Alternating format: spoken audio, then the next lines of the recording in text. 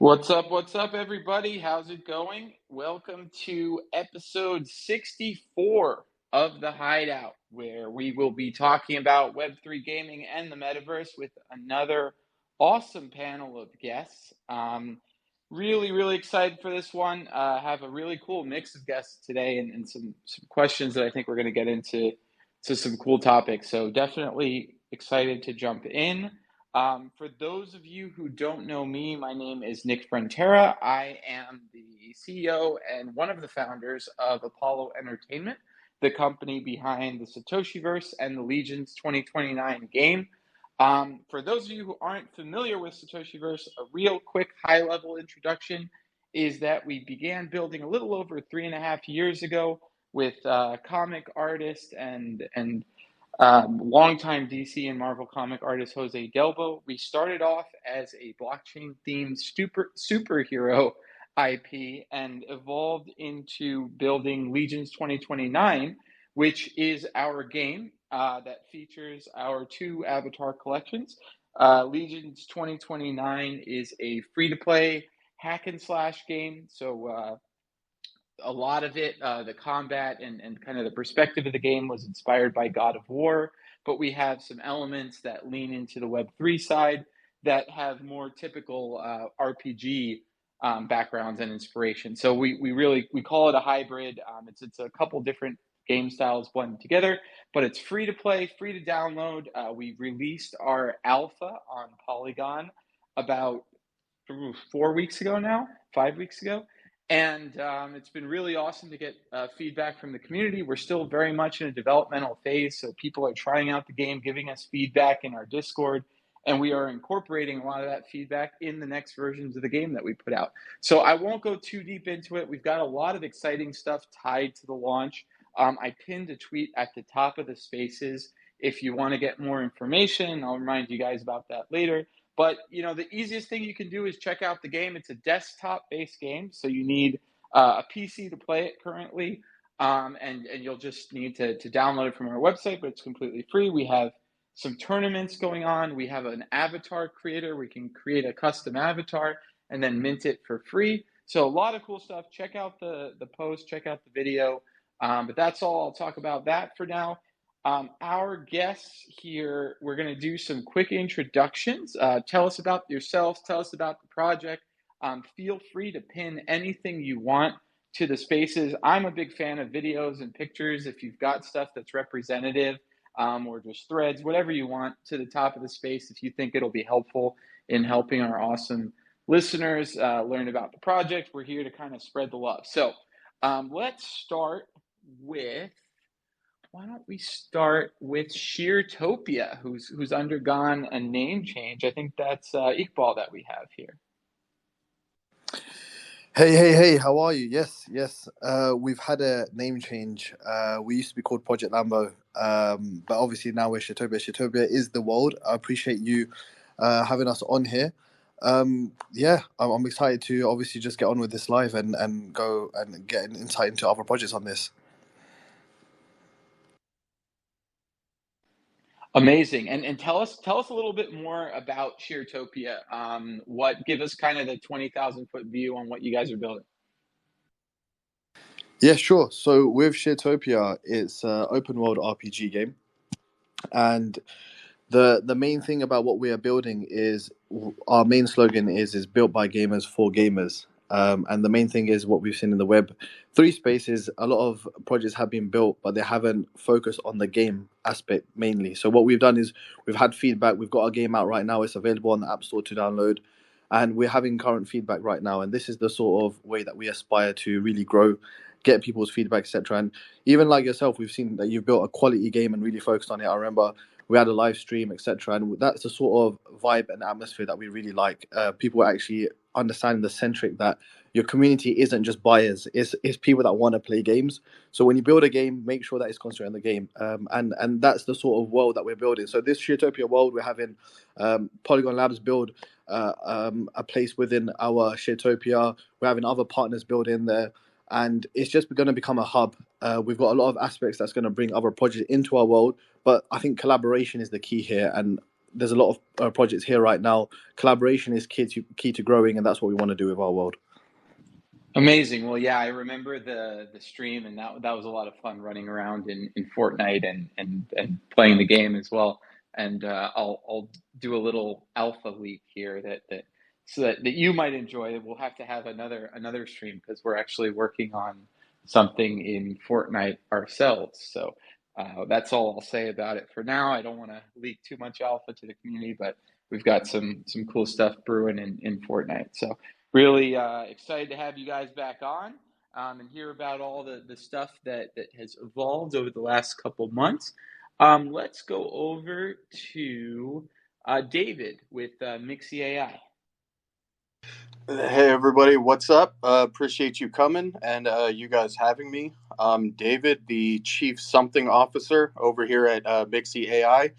Chief Something Officer because you know we're actually hiring and figuring out the best structure moving forward. Mixie AI is actually the gaming studio and also developing the tech behind one of the games that we brought to market back in 22 called Mech.com. So pretty much really trying to brand out the game development studio Mixie. My personal thoughts towards that is I'm excited about it because, you know, eventually we get to set it up with the affiliate tag and I get to have a badge next to my name on Twitter.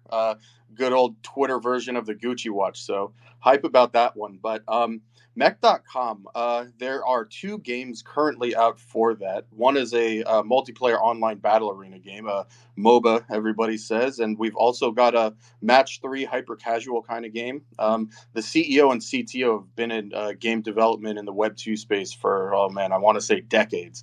CEO also founded a company called BuildBox. So, you know, they've got a history developing the actual tech that we built in-house originally for Mech.com, now Mixie AI. And that's a custom gaming engine with different. All right, I'm not a dev. I'm just going to say all sorts of fancy AI stuff mixed in there because you're going to be able to basically we have these game types inside of the engine, and you're going to be able to take these game types, use different forms of generative and prompt-based AI to completely remix and redesign the levels and actually and make them more custom for you. Like there's a lot of fancy stuff. I'm the spaces guy. I'm not up here to really go back and forth about the tech, but yeah, there's going to be awesome games. You're going to be able to make your own versions of them, and you don't need to know how to code at all. Like you literally just do the Chat GPT, Mid Journey stuff, and now Sora AI. Like that's one of the other reasons I'm hype about Mixie. Like I can make a game now. Before I would only come in like 69th place. Now my game design is going to be 69th place. So hype about that one. But yeah, TLDR, that's about it. Got a lot of very interesting partnerships and partnership opportunities coming up. So love that you mentioned that, and just excited about this year, man. This is going to be literally the Web3 year of gaming. Amazing, and I couldn't agree more. I think it's really fun to be studios building in this space, especially with all the new tech. It's like every 3 months something drops that's going to completely change your perspective on what to build, how to build, and you know it's an exciting time for developers for sure. So really happy to have you on and get into some of this stuff. Last but not least, let's jump over to we'll go with Jason at SkyPass Security. How you doing? Hey guys, excited to be here. You guys got me revved up, especially that last intro. I actually pinned a tweet on the space that we had a national news report that went out. It goes into some of the technology, and I won't go into too much of that. I'll let you guys watch it, but appreciate you guys having me on. My name's Jason Rindahl, and I'm actually the president of corporate strategy and Web3 for SkyPath. I spent the last 20 years in high growth and tech startups. Early in my career, I was a sales leader for a tech startup that went public in 2007, and we actually traded as $1 billion industry. Around 2015, I was an executive leadership position for a MarTech organization and helped land the company on the Inc. 5000 for 3 consecutive years in a row. And currently, I sit on the NJSA as a board member. And basically, I helped develop this tech education initiative program where essentially I help, educate business leaders on, bridging the gap between the traditional business world and Web3, blockchain, AR, and AI. So I'm super excited to be on this space talking about this. But just a a little brief overview on SkyPath. So SkyPass Security partners with one of the largest Department of Defense contractors on the planet. And basically, we provide a military-grade ConOps platform to the retail and public space, and helps assist first responders during crisis situations. So it's a cutting-edge spatial technology that mixes kind of ConOps, spatial computing, AI, Web3, blockchain technologies, and melds it into a powerful platform to aid first responders in basically all crisis scenarios. We launched on C-Chain, AVAX C-Chain, approximately a month ago. And so, yeah, excited to talk about all this stuff with you guys. Amazing. Well, really, really glad to have you here. I think you're going to give a really interesting perspective on some of this stuff, because we do. I love when kind of not directly in the blockchain gaming or metaverse space, we have guests who can kind of come in with a different lens. But I also hear you might be interested in games as well. Oh yeah, big time. I get it. Cool. Well, you can definitely dive in on any of these topics then. All right, so now we'll jump into the questions, and to do that, let's go over to Spencer. Give us a quick introduction and take us away. Thanks, Nick. Yep, my name is Spencer Vogel. I'm the business development manager here with Satoshiverse and Apollo Entertainment. Just getting into the format a little bit for our space. So we're going to start off with a question for everyone. I'll call on someone to start, and then feel free to just jump into the discussion from there. And then we'll jump into some individual questions for each of our guests, and then get into some more group questions at the end if we have time. And then for everyone who's here listening live, we do a giveaway at the end of our spaces. So make sure you stick around to the end of the space to have a chance to win that prize. Getting into the first question here, and maybe David, you can start us off on this one. But what impact do you think advancements in hardware technology around VR, AR, and XR will have on Web3 gaming and the metaverse space?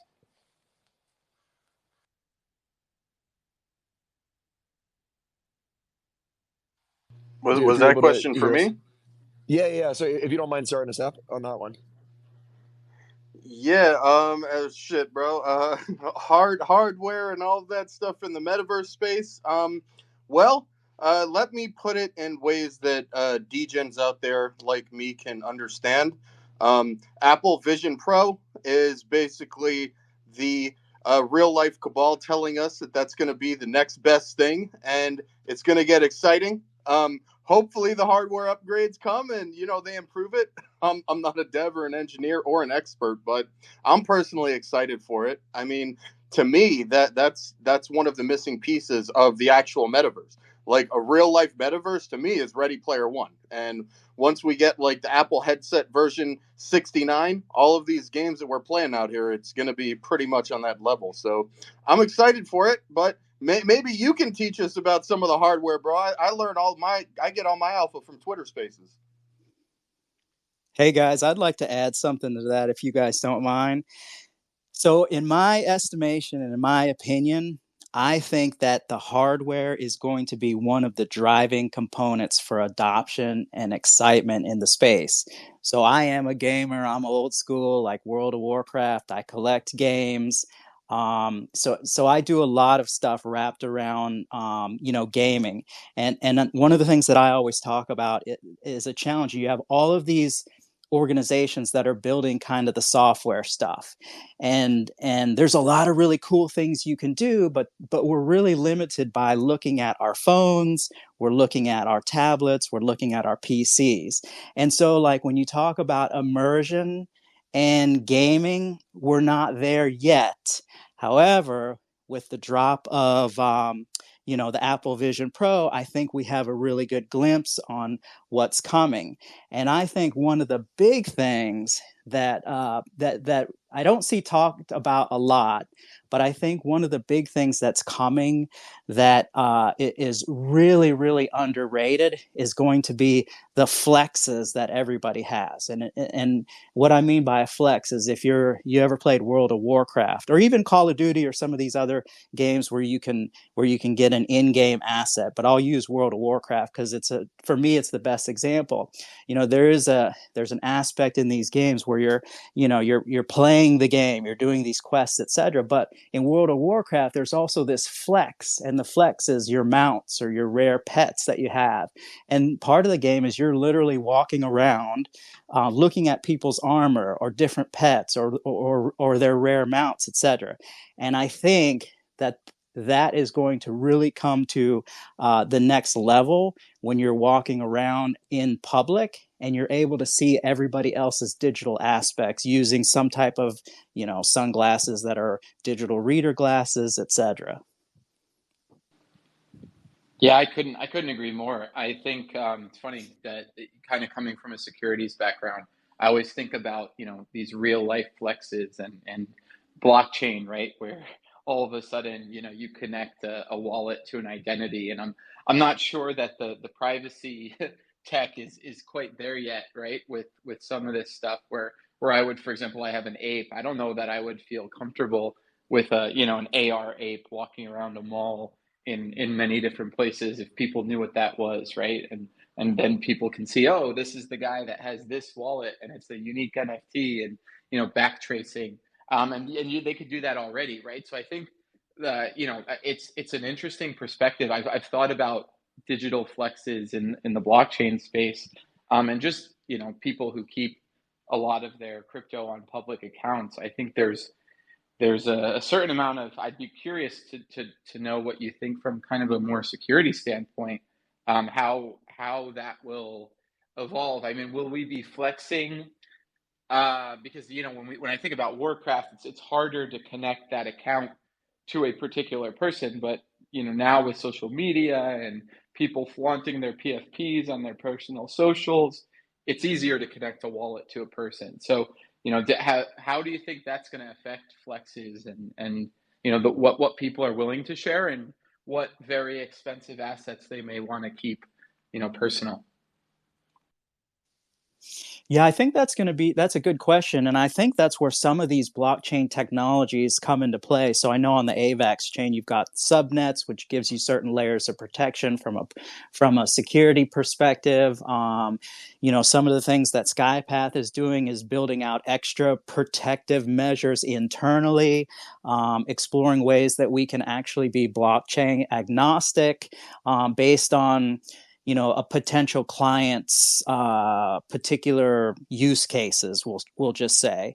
And so for me, I think, like, to get into the fun aspect, I think what's going to happen is you're going to the physical. I'm just going to call them readers because I don't really know what else to call them, but like a pair of sunglasses, you don't really need to have all the capabilities of what the Apple Vision Pro can do. What you really need them to be is more like a reader, so that you're actually walking around and you're just seeing like the front end of whatever that is. So, for example, if you have a Bored Ape and it's your PFP, on Twitter now, you can connect that Twitter profile to that person's Bored Ape, but you probably would have to do a lot more research to actually tie it to the wallets, etc. And I'm not an expert on that per se, so maybe that's easier said than done, or maybe or maybe there is that capability. But I'm thinking more along the lines of being able to display this more like a digital collectible as opposed to actually putting the token out there. So, for example, if I had like a t-shirt that sprouted giant wings on my back, I can walk around and show those to everybody. Whoever had the readers would be able to see them, and I would be able to see their digital collectibles, but not necessarily I wouldn't say you would necessarily tie the token into place. And I know that gets into a lot of technicalities and probably a lot of coding, et cetera, and some security measures. But I think whoever is able to do that, where you can actually just flex the front end piece for people to see, and I think that's going to be interesting. Yeah, I'm definitely super excited about AR. I think, VR is going to be a whole different universe. And I think when we're thinking about building immersive experiences and really pushing the bounds of what might be possible in terms of immersion, VR is where my mind goes. But when we're talking about, retail and how our lives are going to change and just access to information and just, day-to-day stuff, the sunglasses you're talking about seem like what's going to happen, right? And what we're going to see is just an entire paradigm shift, at least in my opinion. We're going to see a paradigm shift, the next big one, in how people interact with each other, in language, in learning, in advertising, all enabled digitally through AR. And when we started our company, it was with that kind of in mind, not necessarily to only build blockchain games, but to be part of this wave of digital creation that's going to affect probably every single industry that exists. And I think between AI and the advent of AR and VR, I think we're going to kind of laugh in 20 or 30 years looking back at the way we used to live, right? And maybe cry a little bit too. Like, I don't know if it's all going to be good, but I would imagine we're going to experience in the next 20, 30 years one of the biggest shifts and advancement in human history. So it's exciting and scary, but I think this was a very broad question that kind of warrants that response. So, tying it back to blockchain and Web3 and the metaverse, I mean, I think, blockchain is an ownership layer, it's an authentication layer, it's a security layer. It's going to be the backbone of a lot of that digital creation, in my opinion. But I'm just excited about what people are going to come up with to kind of push the bounds of these technologies. And, I think life's going to look very different.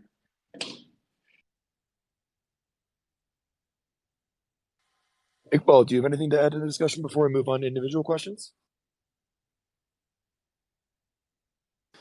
Yeah, I think just to conclude on that side of things, I think it's definitely very true in terms of how it's going to it's either going to be a good thing or a bad thing. If you just think about kids nowadays, back in the day, you used to knock for your friends on the door and go to their house, etc. Now you got kids sitting at home. Now that's why I feel like it's very important for the people that are building, etc., to make sure things are accommodated in a way that people are still experiencing life. I fear that side in that sense. If it's not done in the right way, like I said, there's that aspect as well. So I think we've got a big responsibility, I would say, to make sure that you're looking at both sides as well. Man, I love that point that you just made. I'm from the Nintendo era, and back in the day, if you had Nintendo, it was called No Friendo, and you were literally sitting in your bedroom playing Nintendo by yourself, for 23 hours of the day. So yeah, 100%, I agree with everything you just said regarding that.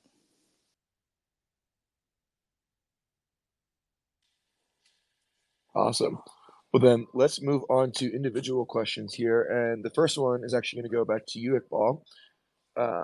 So your question is, so Sharetopia has a feature called N2L, or NFT to Life, which allows other projects to integrate their assets into the Sharetopia gaming world. So why do you think brand collaborations like this are important in Web3, and how do you see this type of interoperability progressing over time? Yeah, for sure. Like I said at the start, the whole point of Sharetopia is it's a world where we want to bring in more projects and more NFT projects as well. So this is what N2L basically enables. I think everyone has a great idea, great project behind them. There's NFTs that have got great artwork, etc. Maybe not the utility on their side, and some NFTs that have the great utility. And I think we all know, building a project, how hard it is to everyone has got their niche audience, and everyone's trying very hard, getting in front of KOLs, pushing out ads, whatever it may be, to get in front of that audience. So if you just come together, we can all get in front of the audience that we want to, and then we're all benefiting the way that we want to. And I think collaboration is very highly missed out in this space. Everyone wants to lead it in their own way. What I've seen in terms of coming into spaces and speaking to other projects is collaboration is key to actually growing the space in a healthy way, and if you're actually looking for longevity. So that's what N2L for us is allowing. We want projects to come in, benefit from our space, getting people that are coming to play our game, going into playing games. So for example, with some projects, we will also build a game aligned with their NFT in our world. The whole point of us as a gaming studio, we've got in-house game developers, etc., is we want to be churning out mini games, and that's the sort of way that we're seeing the space right now, because it's evolving. There's so much going on. Look at the market at the moment, and I would say right now the market is completely different, but the sort of activity that you're seeing is everyone wants to just get rich quick, and it's not the nicest space to be in at the moment. But as a project, it's very, very hard because no one wants to stay in the project for long term. There's only a few, and to captivate that, I think you need to work together, and that's what N2L, like I said, allows. And what that will also mean is us churning out mini games is giving people that hype factor, the factor that the community needs something pretty much every week that's new, because otherwise they're looking for the next thing. What's the next best thing? So if you're sticking together and you're helping other projects build out new things, etc., and also you're benefiting off their factor, I think that it's a win-win situation, and you're not having to think, oh my god, if I don't work on this, etc. Because as we all know, in this space, crypto does not sleep. Awesome. Yeah, I mean, we definitely are big believers that collaboration is so important. That rising tides lift all ships, and we ourselves had a pretty cool collaboration that we did with you guys with a couple of other projects. I mean, close to 40 other projects for our mainnet launch, where we're bringing in other projects' IP into our game, and we have a custom avatar builder where people are able to use the logos of the project they come from. So yeah, we're big fans of collaboration, and excited to continue to do more things with you guys. So moving on to our next individual question, it's going to be to Jason. So SkyPass Security is using blockchain technology to power real world use cases like protecting public spaces. So how do you see blockchain technology impacting enterprise companies and other traditional industries in the next few years? That is a 3-hour question, brother, but I'll try to be brief. So I really look at NFTs and as a technology, and I realize in the space, a lot of people, they have one thought and one vision when it comes to NFTs and what it is, but I really encourage people to look at NFTs as a total technology. And my belief, and the reason why I think that, is because if it can be tokenized, it will. I mean, the blockchain is an immutable record. It's a timestamp. And there's a lot of benefits with tokenizing different things. And so examples would be, like a birth certificate, death certificates, healthcare records, driver's license, your mortgage, company inventories, tickets, deeds are going to be tokenized. People don't realize this, but there are folks that get paid hundreds of thousands of dollars per year to go search these massive archives for deeds that might be from like the late 1800s. And so there's all kinds of things that I think if you start looking at that as a technology perspective, it's going to really change the landscape of things. So, think about like arguments in history. What were what side or what perspective of history was what. And so I think like you'll see a lot of like things that are now could be moments in history, it could be debates, it could be anything that gets tokenized and put on blockchain. But for example, there's arguments in history on who came up with what patent on some technology at some point in time. And so we don't know 100%, but like when you start moving those things over to blockchain technology and tokenizing that really kind of opens up all kinds of opportunities literally for every industry, across every sector, across the board. And I think the things that you're going to see increase is efficiency in organizations and companies are going to go through the roof, especially when you start, I think like, I look at it as a total ecosystem. So for me, it's Web3, it's AI, it's AR, it's blockchain, and all of those things combined are moving towards towards like increasing efficiencies across the board, but also accuracy as well. And so I think businesses are going to start becoming more efficient and more accurate based on these new technologies. I don't want to throw a curveball at you here, but something you said brought up a thought that I've had, personally over the last several years watching this space grow, and thinking about kind of new industries jumping in and the kind of the evolution of this space. And the thing you said was just kind of looking back, right, hundreds and hundreds of years, and having something that's a timestamp or something that we can look at. I guess the question I have is, we now probably have, I don't know, I would be guessing, but hundreds at least of blockchains, right? There are now so many different options to choose from. A lot of them are forks of other ones or sublayers or, yada, yada, yada, getting into technical stuff. But there is some degree of difference in how, transactions are validated. And certainly, I think one thing we don't talk enough about is the longevity of those blockchains, right?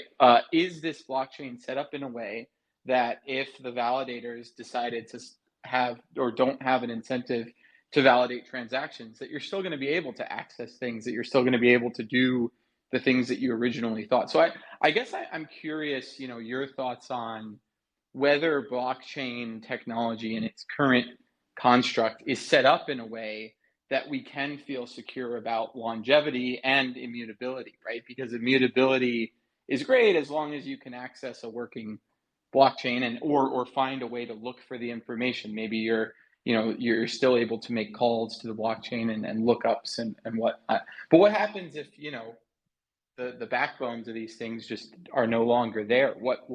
How do you protect yourself against that? There's one thing that always comes to my mind when we talk about, all of these technologies, especially blockchain related.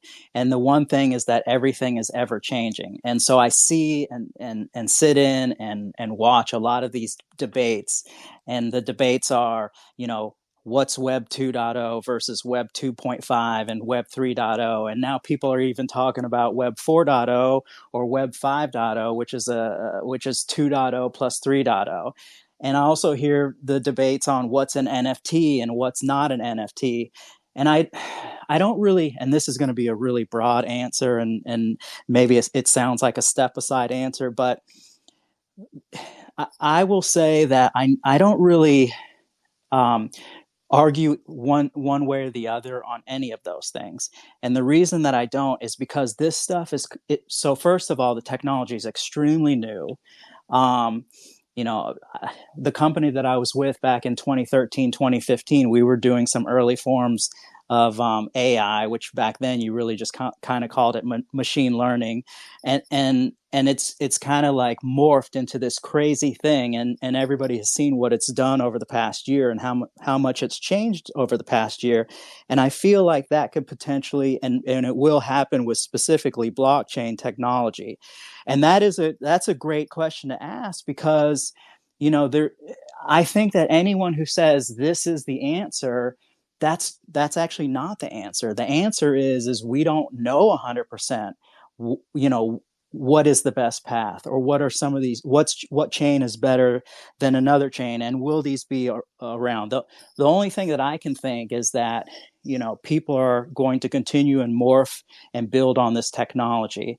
And I think, the folks that can kind of aggregate all of these things together could potentially be the big next step in blockchains. Like for me in the future, I feel like somebody who can aggregate all of these different blockchains and integrate them together and make them very, very seamless, and make it and have it facing the audience where they don't really they don't need to know that it's on chain. They don't need to know that this is this blockchain or this is that blockchain. They don't even know that it's a blockchain. They're just interacting with the ecosystem, and it's simple and it's seamless.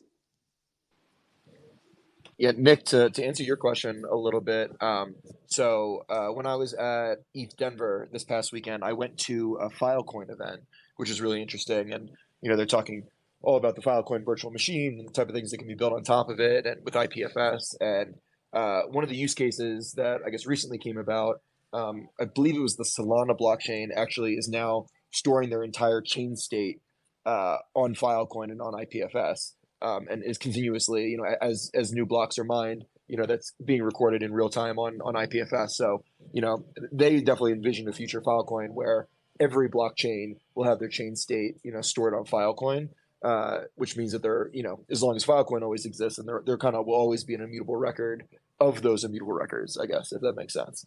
But yeah, so that's a potential solution for that going forward. But awesome, thank you, Jason. And then moving now to our final individual question is for David. So what have been your favorite implementations of AI in the Web3 gaming space, and what impact do you see it having in the future?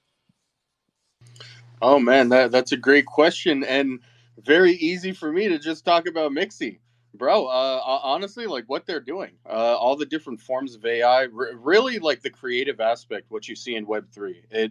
It gives people the ability to bring what they're thinking and just their thoughts to reality. You would never have been able to create even the different types of art collections and all some of the content creation. There's so much that happens here in Web3. We're really at like the forefront of technology. Between blockchain, we're way more informed about AI because of that, at least me personally. But just being able to use the new forms of it, like either to make yourself or your work life more efficient, or the creativity behind it. Like I'm excited to make games, bro. Like I've played Roadblock. I've been playing Magic the Gathering for 20 years. Nintendo. You reminded me of what it was like being back in elementary school. Maybe you guys were in high school, but same thing. Honestly, that's about it. Like I want to be able to do the work of 10 people, and I want to be able to be as creative as possible. Yeah, I totally agree. I think, AI is, we got super interested as soon as ChatGPT came out, and before that, because AI has kind of been around a long time, but I think ChatGPT made people start talking about it quite a bit more. There's so much potential with AI to essentially make experiences so much more immersive, right? It's going to, on one hand, like you said, lower the creative barrier, right? And it's going to allow people who may be kind of pure form creatives, who may lack certain technical skills, to really just embrace that creative side of them. And I know that that's something I've really enjoyed about programs like Midjourney and DALL-E, is that I couldn't paint a beautiful painting, but in seconds I can dream one up and see the results, and that can inspire something that we do for the studio, or a setting for the future, or for a future game, or a future experience. And so it certainly, from a creative standpoint, has helped me a ton, to iterate very quickly and produce better products. But I also think there is a chance, funny enough, that AI is going to humanize experiences, and it's kind of interesting, right? Because I think one of the things that is hard to replicate right now is, you get into a game and you interact with an NPC, and it's the same couple dialogues in most games. It's somewhat robotic sounding. It's maybe it's a voice actor, but if it's a voice actor, they're limited to what was recorded. Now you have all sorts of stuff, right? Like someone could license their voice, and you could have a game where you and your favorite celebrity are, in your favorite movie, are running around in that movie, and that NPC is actually reacting in real time using a large language model in that actor's voice, which has been cloned, and they're doing, human-based text, and it's just, and you're playing a game, right? That's evolving as you play it, right? I think that the idea of AI integration and where it can go. We've seen NVIDIA at their last conference did a demo of some of their new tech on AI, and it's mind-boggling. The level of humanity they're able to introduce into NPCs and just robotic type of characters. And I mean, we talk about robots, right? We talk about you see some of Elon's posts and some of the stuff that some of these robotics companies are doing, and kind of seeing the early iterations.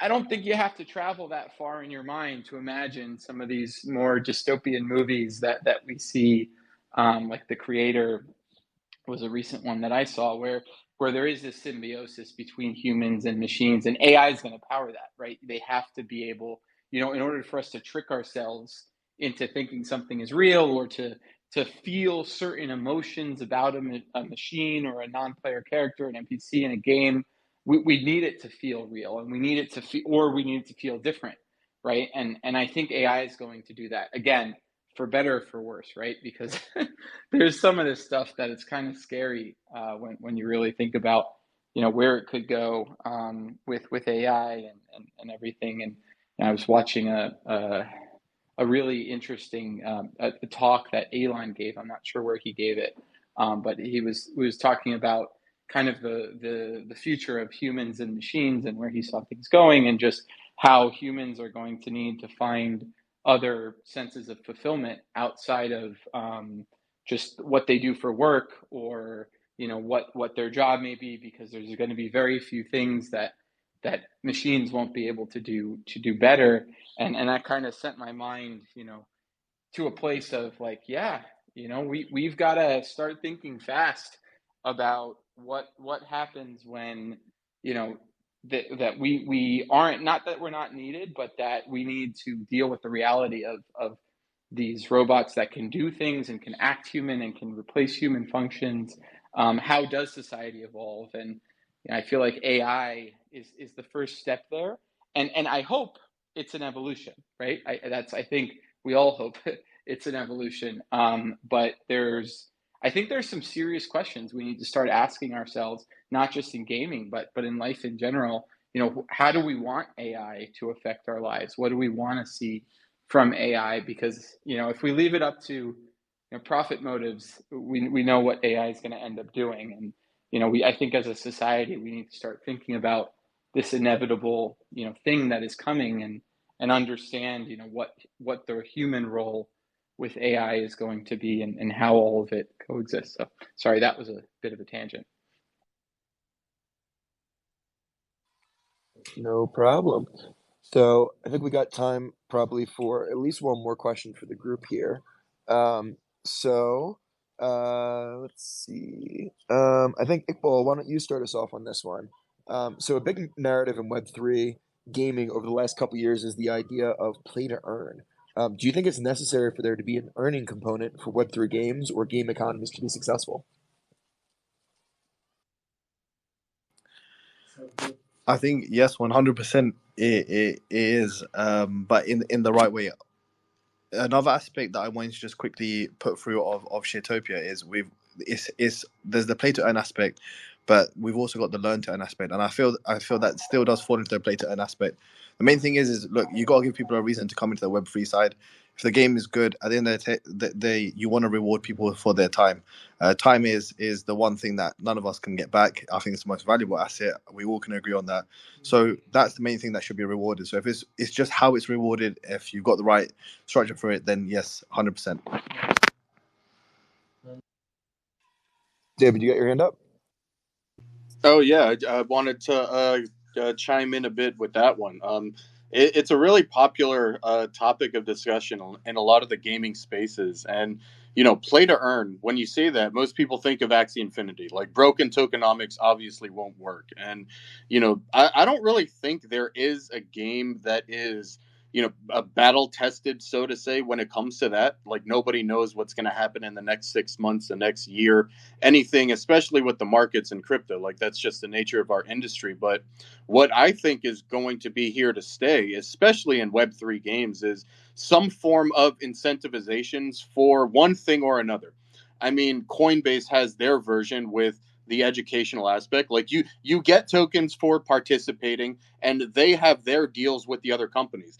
Like Web3 and just these decentralized open communities, it gives the companies a way to really look at it in terms of marketing dollars. And when you do that, I mean, they think about it, hey, why are we going to give this big marketing agency 50 grand, 100 grand, huge amounts of money, when we can just give that to our community through one way or another while it's benefiting both of us along the way? I mean, that's something that I think Web3 is going to change about a lot of industries once they catch up with us, pretty much. But like, you're competing with Web2 games. There is no way that you are, like, even big FPS games like Shrapnel. I played it, awesome game, but you're going up against Fortnite, you're going up against Call of Duty. You need to be able to build your community while you're rewarding them or incentivizing them in one way or another throughout the process. Like, growing with your community is one thing that we have here in Web3 that no other industry has. And, time will tell how powerful that is. But me personally, it's something that will make me remember that company and will make me stick around years down the line. And that's what I want to see happen. Yeah, I would parrot, kind of everything you just said. I think that, it's a tough question whether play to earn is necessary in Web3. I think that it is certainly at this point, whether it's play to earn or, like you said, an incentive structure is expected by the community to some extent.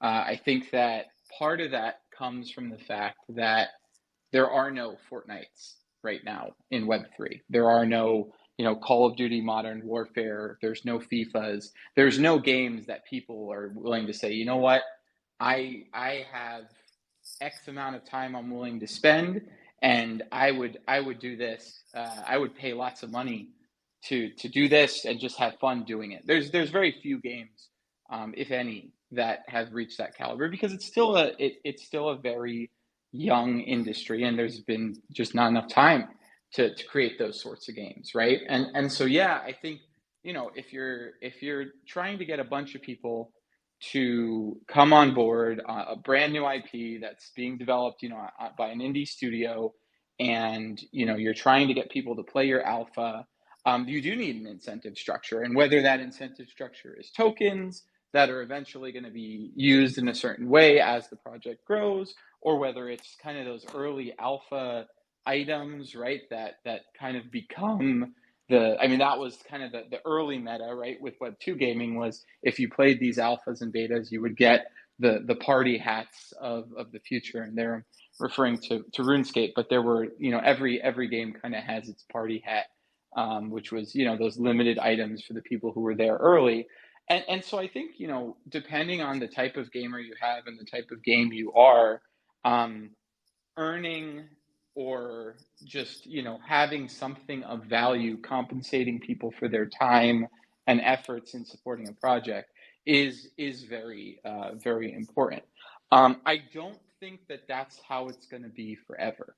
I actually think we are going to move further and further away from play to earn, and I think we have quite a bit. And I think Axie is the example I always give, but I never name, of just something that was a great idea and actually I think did a lot of good for the space, but also showed us a lot of the problems, that could arise from kind of the tokenomic models that existed back then. And it was a very early iteration of a game within this space, and so we couldn't expect a ton from that. But I think if we ever see Blizzard making Web3 games, and I do think we will at some point, or Epic Games putting them out, or some of these giant game studios, it's not going to be so that people can earn money playing their game. It's going to be more as Jason was saying, that, you know, like Web3 as a technology, a backend, a means of transfer, a means of ownership, a means of authentication of digital assets. So I think play to earn, or just earning incentivization, like you were saying, David, is an excellent way of giving people a reason to try what you're doing. It's an excellent way of, you know, alternative kind of game structures, right? If your business model is selling data, or your business model is selling eyeballs, right? So, yeah, data analytics or marketing, and it's not monetizing your player base in a direct way, then 100% that's a sustainable model. You know, if every time you look at an ad, I make $1 and I give you 80 cents of that dollar and I take my 20%, my 20 cents, that's sustainable because someone else is paying that dollar because they want you to see that ad. And as long as you're willing to play the game that in a different way gives you 80 cents and puts those ads in front of you, I think that it works, right? Or if you know, are playing a game where your data is accessible and the company's monetizing your data and third parties are paying for that, great.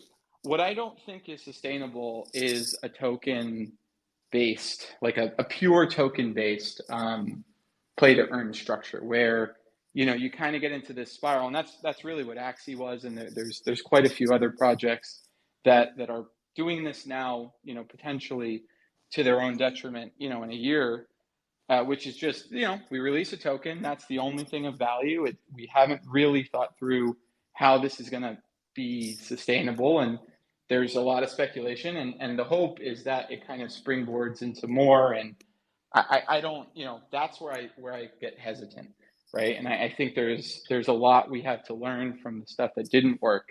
And then that's not to say that tokens don't work, because I think there's a lot of very thoughtful ways that you know, ERC20 tokens can be, and NFTs can be incorporated into games, and they should be.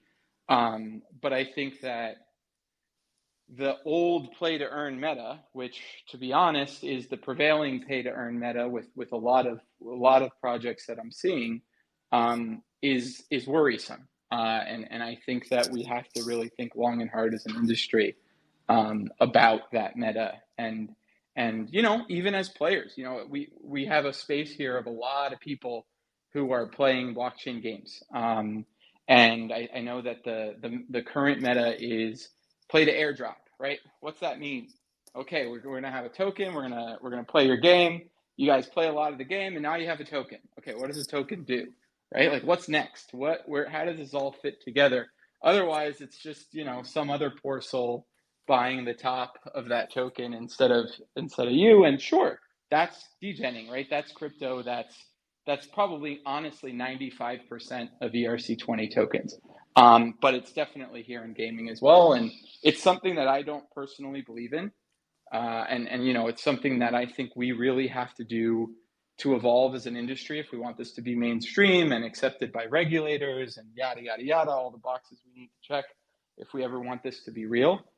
I think we gotta start as an industry weeding out these kind of like lazy play to earn mechanics. Again, that's not to say that you can't have a play to airdrop campaign. That's not to say that you can't have a token. That's not to say that you can't have NFTs and that those all can't work together. But I think we have to be smart about how we do that. And you know, I think we all need to be careful now that it looks like we're starting to move towards a bull. We got to be careful what we support, you know, where we spend our time, what we do, because there's a lot of experimentation. A lot of this is good intentioned experimentation, and I would be lying to say that we're not experimenting. I think every project is experimenting, right? I think the problem comes when people put their life savings on an experiment and the experiment fails, and I think that was the unfortunate result of the last play to earn meta, and you know, I would be very sad if that happened, you know, to people I knew or in my community. So yeah, definitely think that we have a lot to learn on that topic, and we should definitely do all we can keep being smart about it. Yeah, yeah, I agree with I actually agree with all three things that you guys said. But I do want to come at it from a slightly different angle. Really kind of three things. So first of all, token for, let me back up. Is P to E 100%? Is it necessary? No, I don't think it's necessary at all. And the reason that I don't think it's necessary is kind of taking a quote from Jurassic Park: life finds a way. And I'll explain what that means. But I think there's a couple things that I have that I think about this. And one, tokens for the masses is just a pain in the butt. I mean, anybody who's not been in crypto, I mean, I spent an hour and a half with somebody just teaching them how to download Coinbase and get a few tokens. And that was an hour and a half long conversation with a CEO of a company who's an incredibly intelligent individual. So anything beyond that, I'm like, okay, how many weeks do you have? Secondly, I look at it as most people, most normies, as you say, they don't have a clue that Instagram is coded on Python. They just get on Instagram and they want it to work and they want to utilize it and look at the pictures and have fun. And that's kind of the way I look at like P2E gaming. But to tie it back to what I said earlier about life finds a way, we actually have lots of use cases in our gaming history of essentially what you would call P2E. So like if you were a World of Warcraft player, people were constantly farming gold and selling it to you and earning money and then send you the gold in game. There are cases of rare demos that are on particular, like PS3 has a super rare demo that if you have that on your PS3, it's a lot more valuable.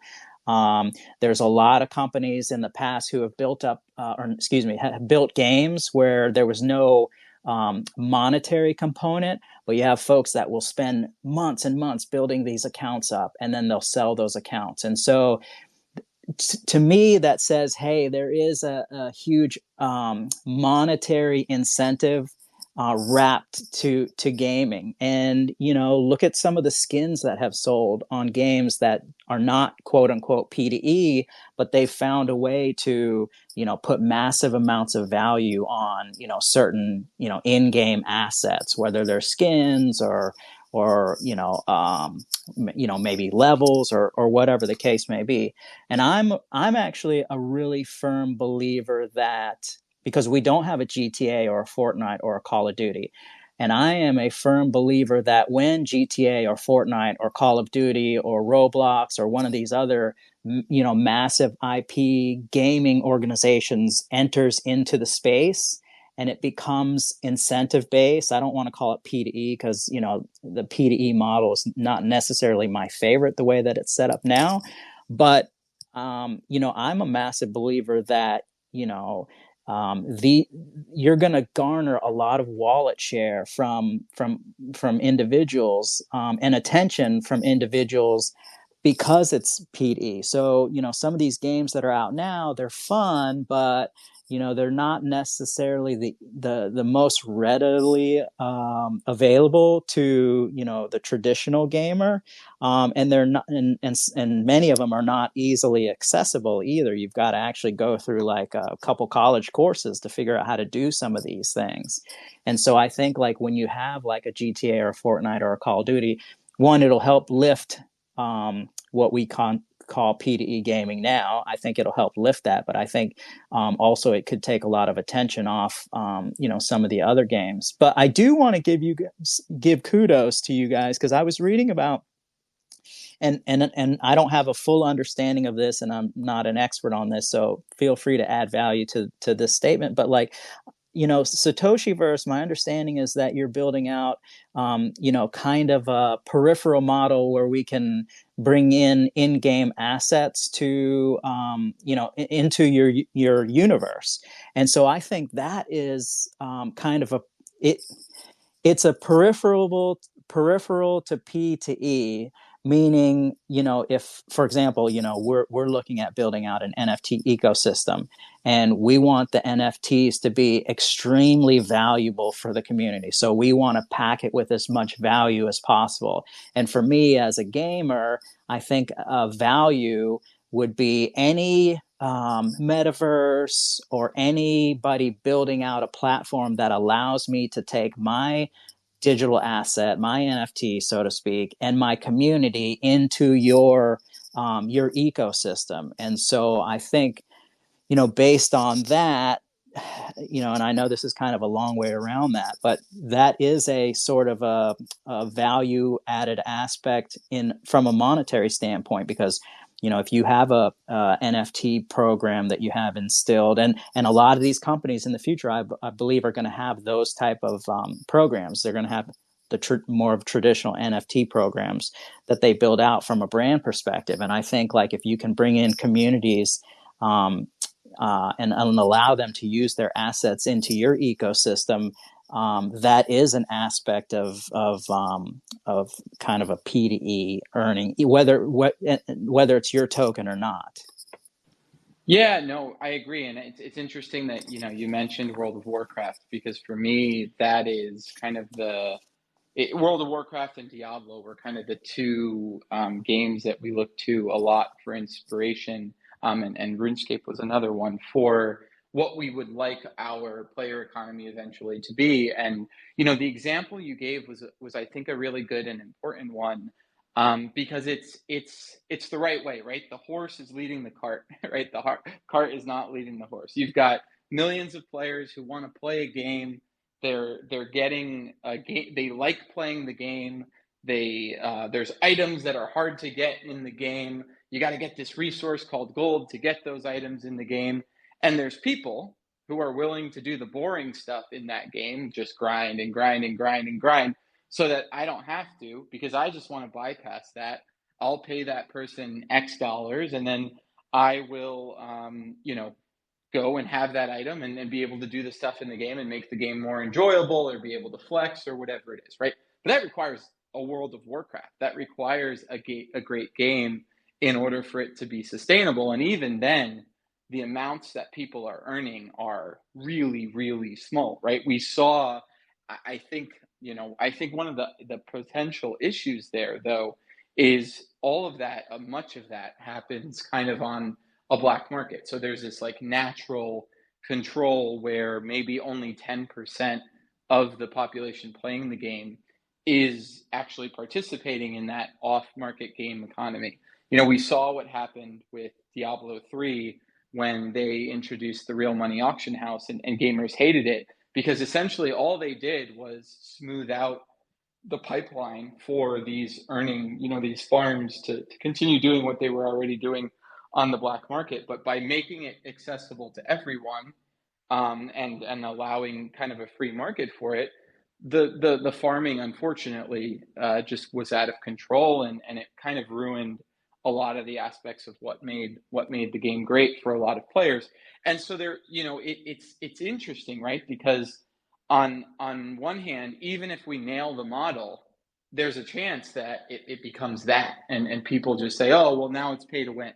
Okay, so we go from a sustainable play to earn model. Now people are going to be mad because it's pay to win, and you got to get around that. So, when we were designing the game, we spent a lot of time thinking about this as well, and not so much how do people earn within the game, but how do we create and maintain value for players. And so kind of what you're saying is how we thought about this, and in the sense that, sure, there may be opportunities where if you just want to grind and get a resource in our game, that there will be some players who are willing to pay you for that resource. But really, like the party hats, a lot of what we're doing with this early incentivization is people who are here now are getting very rare items that they're not going to be able to get later. We've got certain weapons and certain exclusive items that won't be, able to be gotten in future versions of the game.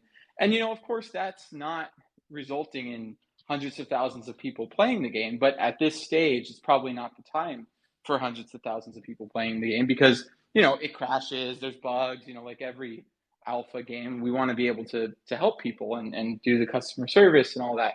So I think that, kind of just wrapping this up, what you said is kind of how we view this as well, which is have items and develop standards that are sound, right? Build your assets at the highest quality level. When we released our Legionnaires collection, probably, gosh, it was almost 3 years, I would say. I'm losing track of time, but it was one of the first, if not the first, collections built in Unreal Engine and Unreal compatible, because we knew that we wanted these to be kind of standard gaming assets in the future. And what that's allowed us to do, or at least will allow us to do, as other gaming ecosystems are built in Unreal Engine at the very least, and now actually even in Unity, is start to integrate these very complex avatars and identities into other systems. And we've seen some of the 2D avatar collections now taking time and catching up and getting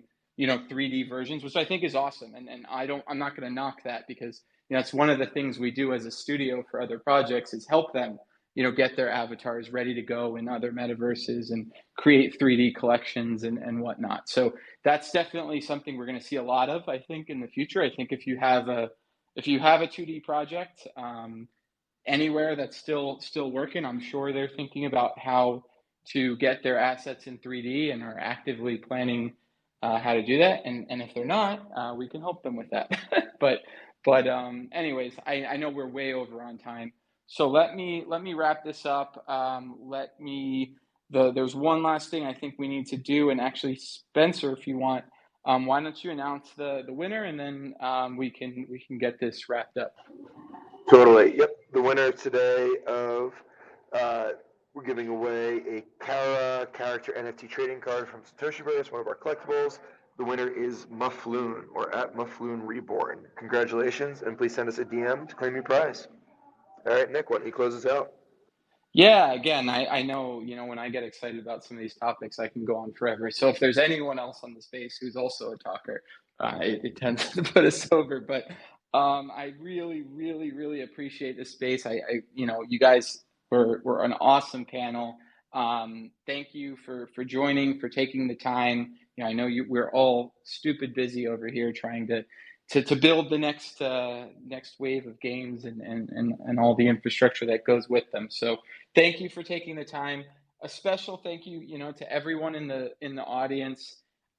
These last couple of weeks have been a lot of just crazy planning and building and for me personally, travel and just going to different conferences. And I have to say, seeing the same people in these spaces and new people, but the 10 to 15 people that are constantly in here every single week is special, and I'm just glad that we're able to continue to build these communities. If you are not currently a part of Satoshiverse, check us out. But same goes for all the projects up here. Check out what they're building. As Iqbal was saying before, the goal here is to bring all these projects, to bring the space up. There is a lot of really hard work going into a lot of what people are building in this space. So check them out, check out their socials, see if it's right for you. At worst, you lose a few minutes, but thank you all for taking the time. Thanks to everyone who watched the recorded version. I know we got a good recorded contingency as well. But yeah, thanks. I'll shut up and let anyone else who wants to say anything close out, and then I'll wrap up this space. I guess the last thing I'll say is, if you aren't familiar with Satoshiverse and you haven't downloaded our free-to-play game, if you weren't here earlier, check out the tweet pinned at the top of the space. It's got all the info on how to download the game, how to play it, and all the partnership stuff and integrations we got going on right now. So thank you, everybody, and feel free to close out, and then I'll end the space.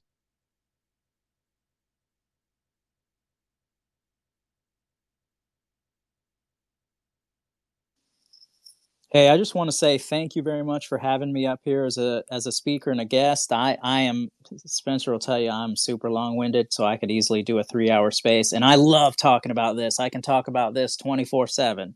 But really appreciate it, and thank you very much. Again, same here. As was said earlier, awesome panel. I really appreciate it. And again, thank you for the beautiful insight, everyone, and thank you to the listeners.